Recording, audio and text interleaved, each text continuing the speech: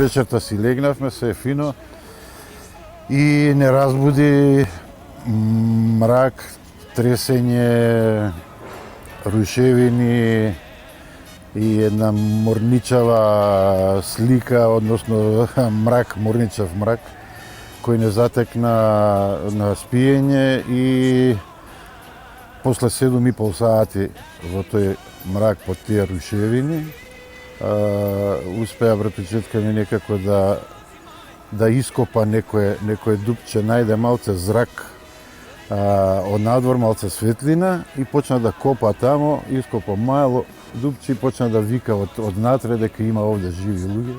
За среќа моја јас не бев повреден. Имав некои гребаници само и гласот ми беше засипнат од што викав по татко ми и мајка ми.